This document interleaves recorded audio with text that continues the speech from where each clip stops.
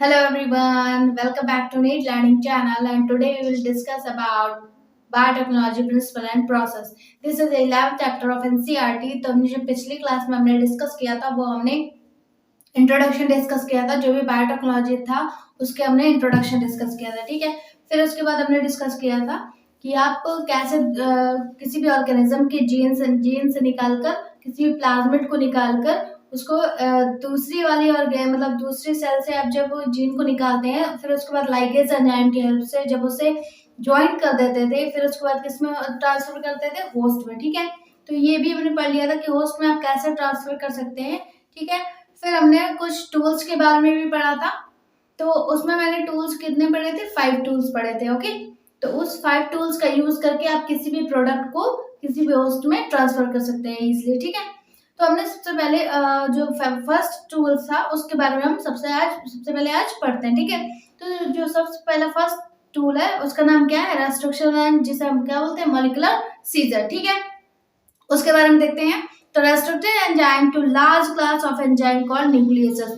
तो ये किससे मतलब ये ऑब्टेन किया जाता है, किससे, न्यूक्लियसेस से। ठीक है, किससे ऑब्टेन किया जाता है, न्यूक्लियसेस से, और ये मतलब न्यूक्लियसेस से ऑब्टेन किया जाता है। देन देखिए, न्यूक्लियसेस आर 2 टाइप। ठीक है, कितने टाइप का होता है, 2 टाइप का न्यूक्लियसेस होता है। कौन कौन सा, तो जो पहला होता है वो कौन सा होता है, एक्सोन्यूक्लियसेस, और दूसरा कौन सा होता है, एंडोन्यूक्लियसेस। ठीक है, तो पहले एक्सोन्यूक्लियसेस की बात करते हैं, तो वो क्या होता है, तो जैसे कोई डीएनए है। ठीक है, ये देखिए इसमें डीएनए दिख रहा है, तो डीएनए को अगर हम साइड से कट करेंगे, ठीक है, इस मतलब उसकी जो जहां से वो एंड हो रहा है, तो उस साइड से अगर कट करते हैं तो उसे क्या बोलते हैं, एक्सोन्यूक्लियसेस। ठीक है, क्या बोलते हैं, एक्सोन्यूक्लियसेस। इसमें लिखा हुआ है definition, they remove nucleotides from end of the DNA. तो अगर हम एंड मतलब जहां से डीएनए आपका एंड हो रहा है वहां के न्यूक्लियोटाइड्स को जब हम रिमूव करते हैं with the help of exonucleases enzyme, तो दिस इज कॉल्ड एक्सोन्यूक्लियसेस। ठीक है, उसके बाद देखिए एंडोन्यूक्लियस की बात करते हैं, तो एंडोन्यूक्लियस में क्या होता है, तो दे B cut off specific position with in a DNA. अगर हम उसको सेंटर पार्ट से मतलब एक स्पेसिफिक पोजीशन से कट करेंगे तो उसे क्या बोलते हैं, एंडोन्यूक्लियसेस। ठीक है, क्या बोलते हैं, एंडोन्यूक्लियसेस। उसके बारे में बात करते हैं। अब देखिए न्यूक्लियसेस सही समझ में आ गया ना कि एक्सोन्यूक्लियस क्या होता है और एंडोन्यूक्लियसेस क्या होता है। ठीक है, अगर हम साइड से कट कर रहे हैं तो उसे क्या बोलेंगे, एक्सोन्यूक्लियसेस, सेंट्रल से कट करेंगे तो उसे क्या बोलेंगे, एंडोन्यूक्लियसेस। ठीक है, तो इतना क्लियर हुआ। फिर उसके बाद देखते हैं, तो restriction enzyme are present in many bacteria where they function as a part of their defense mechanism called restricted modification system। तो जो रेस्ट्रिक्शन एंजाइम था, ये अभी हमने क्या पढ़ा, रेस्ट्रिक्शन एंजाइम के बारे में। ठीक है, तो रेस्ट्रिक्शन एंजाइम जो होता है वो बैक्टीरिया मतलब सभी बैक्टीरिया में प्रेजेंट होता है, मतलब सभी बैक्टीरिया के लिए ये वर्क कर सकता है। ठीक है, फिर मतलब इसका जो फंक्शन होता है, उसका फंक्शन क्या होता है कि मतलब कि किसी भी डीएनए को क्या करना है, कट करने का। ठीक है, क्या करने का है, कट करने का वर्क करता है। ठीक है, और उसके बाद part of their defence mechanism called restriction modification system. तो जब हम मतलब जब ये चीज हम लोग क्यों कर रहे हैं कि किसी भी प्रोडक्ट को किस रेजिस्टेंस मतलब कि डिसीज फ्री करने के लिए। ठीक है, अगर हम कोई भी प्रोडक्ट न्यू जो बना रहे हैं, न्यू जीन जो बना रहे हैं, तो उसको क्या करने के लिए, मतलब डिसीज फ्री करने के लिए, मतलब इस डिसीज फ्री करने के लिए बना रहे हैं ना, तो ये क्या है, एक डिफेंस मैकेनिज्म है। ठीक है, क्या है, डिफेंस मैकेनिज्म, जिसे हम और क्या बोलते हैं, रेस्ट्रिक्टेड मॉडिफिकेशन सिस्टम भी बोलते हैं। ठीक है, फिर देखिए next point, molecular basis of this system was explained first by Albert Nathan and Smith formed restricted restriction enzyme. तो रेस्ट्रिक्शन एंजाइम जिसे हम मॉलिक्यूलर सीजर भी बोलते हैं, तो इसको सबसे पहले किसने एक्सप्लेन किया था, Albert Nathan and Smith scientist ने। ठीक है, 3 साइंटिस्ट थे, कौन कौन से, अल्बर्ट नाथन एंड स्मिथ। ठीक है, तो ये 3 साइंटिस्ट थे जिन्होंने रेस्ट्रिक्शन एंजाइम को एक्सप्लेन किया था। ठीक है, फिर देखिए restriction modification system consist of 2 system. तो जो रेस्ट्रिक्शन मतलब मॉडिफिकेशन सिस्टम के जो 2 पार्ट है वो कौन कौन से है, रेस्ट्रिक्टेड एंजाइम और मॉडिफिकेशन एंजाइम। ठीक है, कौन कौन से पार्ट है, रेस्ट्रिक्शन एंजाइम और मॉडिफिकेशन एंजाइम। ठीक है, तो ये 2 पार्ट हो गए। ओके, तो जो नेक्स्ट पॉइंट है उसमें है most of the restriction enzyme synthesized inside bacteria. तो अगर हम किसी भी चीज का रेस्ट्रिक्शन एंजाइम यूज करेंगे तो क्या करेंगे, बैक्टीरिया के इनसाइड में मतलब बैक्टीरिया के अंदर करेंगे। ठीक है, फिर देखिए first restriction enzyme is Hind second, ठीक है। फर्स्ट रेस्ट्रिक्टेड एंजाइम जो है वो क्या है, हिंद सेकंड, ठीक है, जिसके बारे में सबसे पहले डिस्कवर हुआ था। तो सबसे पहले अगर हम बात करें कि अगर रेस्ट्रिक्शन एंजाइम की कोई भी पूछेगा कि फर्स्ट रेस्ट्रिक्टेड एंजाइम क्या है, तो आप क्या बताएंगे, हिंद सेकंड है, ठीक है। क्या है, हिंद सेकंड। फिर देखिए टाइप ऑफ रेस्ट्रिक्टेड है, तो कई सारे टाइप के रेस्ट्रिक्टेड एंजाइम जो थे वो डिस्कवर किए गए थे, जिसमें कि सबसे पहले क्या है, obtain from E coli. E coli का मतलब एस्केरिशिया कोलाई, ठीक है। तो जो बनाया गया था वो हम उसके बारे में देखते हैं। तो रिकॉग्नाइज बाय घातक, तो उसको प्रोड्यूस स्टिकेंड, मतलब कि जैसे ये आपका लिखा हुआ है कोई वर्ड, ठीक है, तो इसको एक स्पेसिफिक पोजीशन से कट करेंगे। जैसे अभी मैंने बताया कि एक एक्सोन्यूक्लियस था, एक एंडोन्यूक्लियस था, जिसमें हमने बाहर से कट किया था तो उसे क्या बोल रहे थे, एक्सोन्यूक्लियस, और अंदर से कट कर रहे थे तो क्या बोल रहे थे, एंडोन्यूक्लियस, ठीक है। तो उसी तरीके से जैसे कोई वर्ड है, ठीक है, तो उसको अगर हम कट करेंगे तो क्या करेंगे, एक स्पेसिफिक पोजीशन से कट करेंगे तो क्या होगा, जैसे यहाँ पर लिखा हुआ है घातक, ठीक है, क्या लिखा हुआ है, घातक, जिसमें कि GAAT और C लिखा हुआ है, ठीक है। तो इसको क्या करेंगे, ये जब इसको रिकॉग्नाइज किया करेंगे तो मतलब जो इस इकोलाई से ये प्रोड्यूस हुआ जीन, ठीक है, रेस्ट्रिक्टेड एंजाइम प्रोड्यूस हुआ, तो वो क्या है, ये है, ठीक है। तो जो कि प्रोड्यूस स्टिकिन से किया गया है, ठीक है, किससे किया गया है, स्टिकिन से। तो ये क्या है, इसके अपोजिट जो भी आपने जैसे ऊपर लिखा हुआ है, क्या लिखा हुआ है, GAATC, ठीक है। तो इसको क्या है, अपोजिट कर देंगे, ठीक है, क्या कर देंगे, अपोजिट कर देंगे, ठीक है।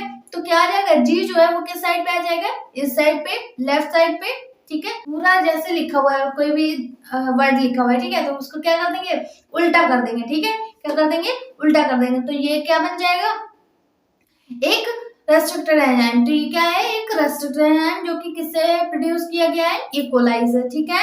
इतना क्लियर हुआ। अब हम सेकंड की बात करते हैं। तो सेकंड कौन सा है, बामेचाई, ठीक है, क्या है, बामेचाई। ये किससे ऑब्टेन किया गया, तो ऑब्टेन फ्रॉम बैसिलस अमाइलो लिक्विफेसेंस, ठीक है, रिकॉग्नाइज्ड बाय दिस वन, ठीक है। तो ये मतलब इसको एक बनाने का तरीका होता है कि कोई भी वर्ड लिखा हुआ है तो उसका क्या कर देते हैं, अपोजिट कर देते हैं, ठीक है। तो ये क्या है, तो रिकॉग्नाइज किससे किया गया, बैसिलस से, ठीक है, किससे किया गया है, बैसिलस से, जिसका नाम क्या है, अमाइलो लिक्विफेसेंस, ठीक है। फिर देखिए जो हमारा थर्ड रेस्ट्रिक्टेड एंजाइम है उसका क्या नाम है, समा फर्स्ट, ठीक है, क्या नाम है, समा फर्स्ट। तो ऑब्टेन फ्रॉम सेरियंशिया रिकॉग्नाइज, ठीक है।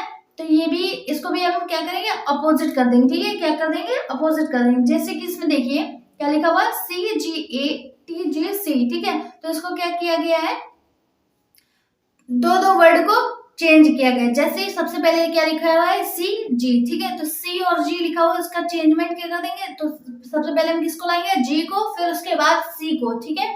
स्टार्टिंग में क्या लिखा हुआ है, CG, ठीक है, तो उसका क्या करेंगे, मतलब टू वर्ड को क्या करेंगे, एक्सचेंज करते जाएंगे, ठीक है। तो वो क्या है, किससे ऑब्टेन किया गया, सेरियंशिया से, ठीक है, किससे ऑब्टेन किया गया है, सेरियंशिया से। इसका नाम क्या है, समा आई, ठीक है। फिर देखें फोर्थ वाला। तो फोर्थ वाला क्या है, हिंद सेकंड, ठीक है, क्या नाम है, फोर्थ वाले का क्या नाम है, हिंद सेकंड। तो first restricted enzyme which recognize at a specific sequence of 6 base pair, ठीक है। Special enzyme sequence recognized by restricted enzyme is palindromic nucleotide sequence. इसे क्या बोला गया है, PNS, that called is a palindromic sequence, ठीक है। इस एंजाइम का मतलब एक ये स्पेशल एंजाइम जो कि फर्स्ट था, ठीक है। फर्स्ट अगर पूछा जाएगा कि रेस्ट्रिक्टेड एंजाइम क्या है, तो हिंद सेकंड। तो मतलब सबसे ज्यादा अगर आपको पढ़ना है तो इसी के बारे में पढ़ना है, ठीक है। तो इसका एक और नाम क्या है, पैलिंड्रोमिक न्यूक्लियोटाइड सीक्वेंस, ठीक है। फिर देखिए the palindromic are group of letter that from the same words when read in both direction forward and backward, ठीक है, क्या है, in palindromic are group of letters that from the same words when read in both direction forward and backward। जैसे कि कोई भी word लिखा हुआ है, ठीक है, तो पैलिंड्रोमिक न्यूक्लियोटाइड सीक्वेंस का मतलब क्या है कि कोई वर्ड अगर है तो उसको हम उल्टा पढ़ें या सीधा पढ़ें, ठीक है, मतलब फॉरवर्ड पढ़ें या फिर बैकवर्ड पढ़ें, तो उसका मीन्स क्या होगा, सेम आएगा। जैसे एग्जांपल लिखा है, क्या है, मलयालम, ठीक है, क्या एग्जांपल है, मलयालम। तो क्या लिखा हुआ है, result the DNA little away from the centre of palindromic sequence. तो ये क्या है, एक एग्जांपल है किसका, पैलिंड्रोमिक सीक्वेंस का, जिसका मतलब ये अगर आप राइट से पढ़ेंगे तो भी वही आएगा और लेफ्ट से पढ़ेंगे तो भी वही आएगा, ठीक है। तो उसमें एक और भी कुछ पॉइंट लिखे हुए हैं, ठीक है। तो उसके बाद देखिए ब्लंट एंड, नेक्स्ट जो टॉपिक है वो क्या है, ब्लंट एंड। तो it is a double strand, so they are same nucleotide, fix the position, example plasmid. जैसे कि ब्लंट एंड का मतलब क्या होगा, अगर हम कोई भी चीज जैसे कि डीएनए हो गया, ठीक है, डीएनए हो गया, प्लाज्मिड हो गया, ये क्या होते हैं, डबल स्ट्रैंड होते हैं, ठीक है। क्या होता है, डबल स्ट्रैंड होते हैं, ओके, जो कि जिसमें कि सेम न्यूक्लियोटाइड प्रेजेंट होते हैं, ठीक है। और उसके बाद देखिए स्टिकी एंड्स क्या होता है, तो it is a single strand, so they have not attached plasmid, but when sticky end are converted into blunt end then they type are attach. तो जैसे कि आपने किसी ऑर्गेनिज्म से लिया था, मतलब आपने दो ऑर्गेनिज्म लिए थे, एक साइड क्या लिया था, बैक्टीरियल सेल, और दूसरे साइड अदर ऑर्गेनिज्म का लिया था, ठीक है, डीएनए, ओके। तो क्या किया था हमने, एक का जीन निकालकर दूसरे के जीन पे अटैच कर दिया था, ठीक है। लेकिन वो अटैच कब होगा, जब दोनों ही डबल स्ट्रैंड हो, ठीक है। कब अटैच होगा, जब दोनों ही डबल स्ट्रैंड हो या फिर दोनों ही सिंगल स्ट्रैंड हो, ठीक है। क्या होगा, जब दोनों ही डबल स्ट्रैंड होने चाहिए या तो दोनों ही सिंगल स्ट्रैंड होने चाहिए, ठीक है। ऐसा नहीं हो सकता कि अगर एक आपने लिया डबल स्ट्रैंड, दूसरा ले लिया सिंगल स्ट्रैंड, तो वो अटैच नहीं हो पाएगा, ठीक है। तो वही बताया गया कि ब्लंट एंड का मीन्स क्या होता है कि किसी भी और मतलब कोई भी आप न्यूक्लियोटाइड लेंगे तो वो क्या होगा, डबल स्ट्रैंड होना चाहिए, ठीक है। और स्टिकी एंड्स का मतलब क्या होता है कि कोई भी स्ट्रैंड जो होगा वो क्या होगा, सिंगल स्ट्रैंड होगा, जैसे आरएनए। तो क्या जो अगर हम डबल स्ट्रैंड ले रहे थे, जैसे कि प्लाज्मिड हो गया, हमने क्या लिया था, बैक्टीरियल सेल से क्या निकाला था, प्लाज्मिड निकाला था, जो कि कैसा होता है, डबल स्ट्रैंड होता है, ठीक है। क्या होता है, डबल स्ट्रैंड होता है। तो फिर जब डबल स्ट्रैंड होता है तो क्या उसमें सिंगल स्ट्रैंड अटैच हो पाएगा, जिससे हम क्या बोल रहे हैं, स्टिकी एंड, ठीक है। क्या बोल रहे हैं, स्टिकी एंड। तो क्या स्टिकी एंड अटैच हो पाएगा, नहीं हो पाएगा, ठीक है। तो उसके साथ हमें किसको अटैच करना पड़ेगा, डबल स्ट्रैंड को, जो कि क्या है, ब्लंट एंड है, ठीक है।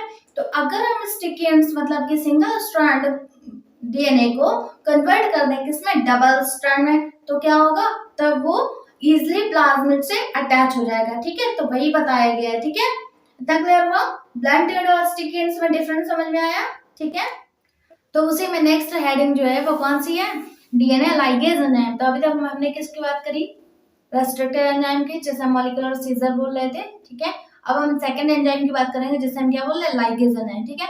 क्या बोलते हैं, डीएनए लाइगेज एंजाइम, जिसका एक और नाम क्या होता है, मॉलिक्यूलर ग्लू, ठीक है। क्यों, क्योंकि रेस्ट्रिक्टेड एंजाइम का वर्क क्या था, कट करने का, डीएनए को कट करने का वर्क था, जबकि डीएनए लाइगेज का वर्क क्या है, किसी भी जीन को ज्वाइन करने का, ठीक है। तो इसलिए हम इसे क्या बोलते हैं, मॉलिक्यूलर ग्लू, ठीक है। तो हम इसको पढ़ लेते हैं पहले, this enzyme from phosphodiester bond. तो ये जो एंजाइम जो होता है उसमें क्या, कौन सा बॉन्ड प्रेजेंट होता है, फॉस्फोडाइस्टर बॉन्ड, ठीक है।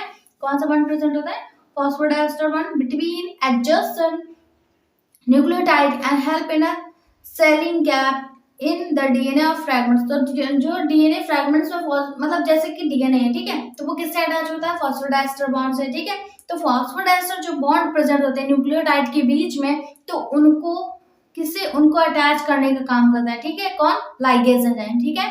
क्या करने का काम करता है, ज्वाइंट करने का काम करता है लाइगेज एंजाइम, ओके। मतलब जैसे कि फ्रैगमेंट हो गए, अब आपने जैसे मॉलिक्यूलर सीजर क्या था, कट करने का वर्क कर रहा था, तो जब कट कर दिया तो किसमें कर, तो जो डीएनए है वो कैसे हो गया, फ्रैगमेंट्स में डिवाइड हो गया ना, फ्रैगमेंट्स में उसके मतलब पार्ट हो गए, ठीक है। तो अब क्या हो गया, उन्हें ज्वाइन करना पड़ेगा, तो with the help of ligase enzyme, ठीक है। तो लाइगेज एंजाइम से आप इसे ऐड कर सकते हैं, ज्वाइन कर सकते हैं। फिर देखिए second point, joining the DNA fragment. तो वही लिखा हुआ है कि फ्रैगमेंट्स को आप ज्वाइन करेंगे with the help of ligase enzyme, ठीक है। फिर देखिए जैसे एग्जांपल लिखा हुआ है T4 DNA ligase which is encoded bye phase T4। तो जो मतलब जो T4 फेज होता है, ठीक है, मतलब डीएनए में जो T4 फेज होता है वो क्या, मतलब जैसे अगर लाइगेज एंजाइम की हम बात करें तो उसमें भी लाइगेज एंजाइम कौन सा है, T4 डीएनए लाइगेज, ठीक है। क्या नाम है, T4 डीएनए लाइगेज, ओके, जो कि T4 फेज में प्रेजेंट होता है, ओके। फिर देखिए next point, this is also called as a molecular glue. जैसा कि मैंने बताया कि किसी भी जो फ्रैगमेंट्स है उसे ज्वाइन करने का वर्क कर रहा है, इसलिए हम क्या बोल रहे हैं, इसे मॉलिक्यूलर ग्लू, ठीक है। फिर देखिए नेक्स्ट जो आपके हेडिंग है उसके बारे में पढ़ते हैं। तो डीएनए पॉलीमरेज एंजाइम, पहले हमने किसके बारे में पढ़ा, रेस्ट्रिक्टेड एंजाइम के बारे में। दूसरा हमने किसके बारे में पढ़ा, लाइगेज एंजाइम के बारे में। अब हम तीसरे में क्या पढ़ रहे हैं, डीएनए पॉलीमरेज एंजाइम, इसका वर्क देखते हैं। तो this enzyme polymerase the DNA synthesize on DNA template और complementary DNA, C DNA that means complementary DNA, ठीक है। तो जो एंजाइम होता है वो क्या होता है, मतलब ये भी एक एंजाइम है जिसका क्या नाम है, पॉलीमरेज एंजाइम, ठीक है। जो कि जैसे आपने डीएनए को अभी आपने क्या किया, डीएनए के फ्रेगमेंट्स को क्या किया, ज्वाइन कर दिया ना with the help of ligase enzyme, ठीक है। अब ज्वाइन कर दिया तो क्या करेंगे, उसको क्या करेंगे, मॉडिफिकेशन करेंगे, ठीक है, मतलब सिंथेसाइज करेंगे। अब उससे भी और भी डीएनए का फॉर्मेशन करेंगे ना, तो वो किसका काम होता है, पॉलीमरेज का, ठीक है। किसका वो काम होता है, पॉलीमरेज का, ठीक है। तो देखिए it is also catalyse 5' to 3' and 3' to 5' exonucleolytic degradation of DNA.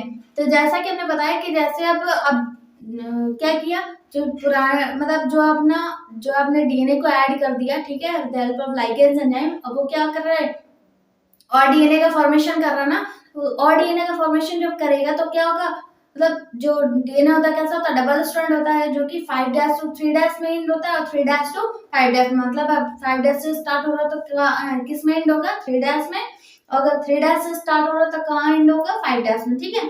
तो वही बताएंगे कि जो पॉलीमरेज होता है वो उसे इसी सीक्वेंस में ऐड करता है, ठीक है। फिर देखिए separation and isolation of DNA fragments of electrophoresis. तो जैसे मतलब वो सारे प्रोसेस हो गए, ठीक है। अभी हमने माइग्रेशन मतलब उसका क्या किया, कर लिया, मॉडिफिकेशन कर लिया, तो यहीं पे इसको स्टॉप करते हैं। अब हम उसके बारे में पहले पढ़ लेते हैं कि जो आपने मॉलिक्यूलर सीजर से जो फ्रैगमेंट्स किए थे उनको हम अलग कैसे करते हैं, ठीक है, कैसे अलग करते हैं, ठीक है। उसके बारे में हम पढ़ते हैं कि जो फ्रैगमेंट्स है उन्हें कैसे सेपरेट करते हैं, उसके बारे में पढ़ते हैं। तो after the cutting of DNA by restricted endonucleases enzyme, the fragment of DNA are formed. तो वही बताया कि जैसे हमने रेस्ट्रिक्टेड एंजाइम की हेल्प से क्या किया, डीएनए के फ्रैगमेंट्स कर दिए, ठीक है, फ्रैगमेंट्स कर दिए।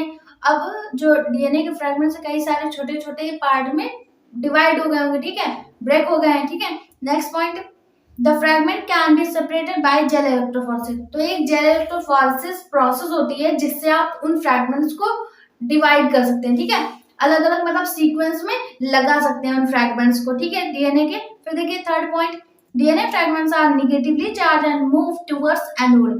तो जो डीएनए होता है वो कैसा होता है, नेगेटिवली चार्ज होता है, ठीक है।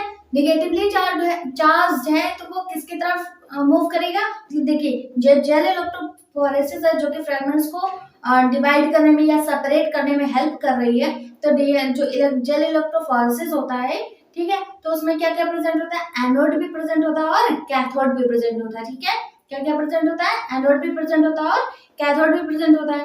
तो डीएनए के फ्रैगमेंट जो है वो कैसे चार्ज होते हैं, निगेटिवली चार्ज, ठीक है। तो अब जब निगेटिवली चार्ज है तो वो किसकी तरफ मूव करेंगे, एनोड की तरफ, ठीक है। जब उन्हें जेल इलेक्ट्रोफोरेसिस में डालते हैं फ्रैगमेंट्स को, तो जो फ्रैगमेंट्स होते हैं वो किसकी तरफ मूव करते हैं, एनोड की तरफ, ठीक है, एनोड की तरफ मूव करने लगते हैं। फिर देखिए next point, the separate DNA undergo staining by ethidium bromide. Okay, तो जब हम मतलब ऐसे फ्रैगमेंट्स तो मतलब वो मूव कर रहे हैं एनोड की तरफ, लेकिन विद द हेल्प मतलब उसमें हमें क्या डालना पड़ेगा, एथिडियम ब्रोमाइड, ठीक है, क्या डालना पड़ेगा, एथिडियम ब्रोमाइड, जिससे वो इजिली सेपरेट हो जाए, ठीक है, इजिली सेपरेट हो जाए। फिर देखिए एक्सप्लोजर of UV rays is a visualised DNA. तो जब हमने क्या किया, एक्सप्लोजर ऑफ यूवी रेज, जब हमने उसमें यूवी रेज मतलब अल्ट्रावायलेट रेज डालते हैं उसमें, ठीक है, तो वो क्या हो जाते हैं, अब मतलब डीएनए फ्रैगमेंट्स है वो अच्छे से विजुअलाइज होने लगते हैं, मतलब अच्छे से दिखाई देने लगते हैं, ठीक है। अब ये देखिए जैसे एनसीईआरटी का डायग्राम है, अभी तक मैंने जो भी पॉइंट पढ़ा है उसके बारे में हम इस पूरे डायग्राम में देख लेते हैं, ठीक है। तो ये एनसीईआरटी का डायग्राम दे रखा है जिसमें कि कुछ जो है मोटे मोटे से भी मतलब वो डीएनए के फ्रैगमेंट्स प्रेजेंट है और कुछ पतले पतले से भी जो डीएनए के फ्रैगमेंट्स प्रेजेंट है, ठीक है। तो जैसे आपने कोई रेस करी, ठीक है, तो रेस में क्या होगा, जो मोटे मोटे से लोग होंगे, जैसे रेस है जिसमें कि मोटे से लोग भी मतलब रनिंग में है और पतले लोग भी रनिंग में है। तो आप क्या करेंगे, जो मोटे लोग होंगे वो क्या होंगे, वो पीछे रह जाएंगे और जो पतले लोग होंगे वो आगे बढ़ जाएंगे और जीत जाएंगे। ठीक है, तो इसी तरीके से जेल इलेक्ट्रोफोरेसिस में भी होता है। जो फ्रैगमेंट्स, जो थिक फ्रैगमेंट्स होते हैं वो क्या होते हैं, वो एनोड की तरफ रहते हैं। ठीक है, और जो थिन होते हैं फ्रैगमेंट्स वो कहाँ पर हो जाते हैं, आगे साइड रह जाते हैं। ठीक है, तो यही इसमें दिया गया है। ठीक है, फिर उसके बाद देखिए, तो एक्सप्लोजर ऑफ अल्ट्रावायलेट रेज डालकर आप इन्हें इजिली विजुअलाइज कर पाएंगे। ठीक है, नेक्स्ट पॉइंट देखिए, the DNA fragment separate resolve according to nowadays the most commonly used matrix is agarose gel which is a natural polymer extracted from the seaweeds।